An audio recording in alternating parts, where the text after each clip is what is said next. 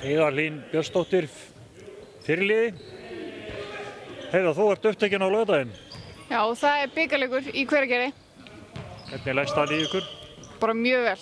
Skemmtilegt að vera með í bikar og fá kannski einhver lukka að fá fyrstu deildarliði í fyrstu umferð og við tökum því bara, en auðvitað verður andstæðingar.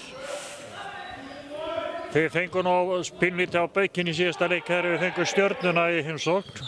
Þannig að þið þurftu nú heldur betur að hafa fyrir því að reyna, en það gekk ekki.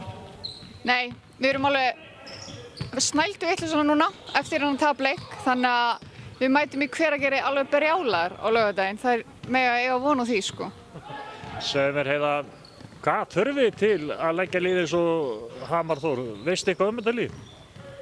Þetta er svo sem bara svipað lið og þeir voru með í fyrra og skemmtilegt samstarf milli Hveragerðis og Þór í Þorlákshöfn.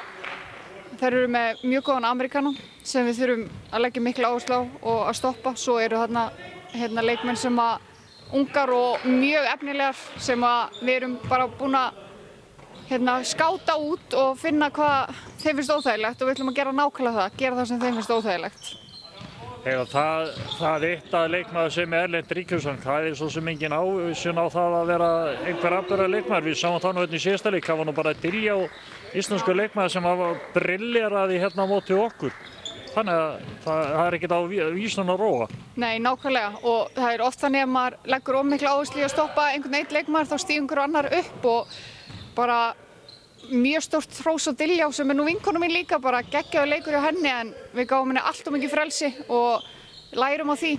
En hún kunni að nýta það? Já, hún gerði það mjög vel, Diljá. Það er samfélag stemmingi í okkar hóp eða ekki á ykkur í fyrir leiknum?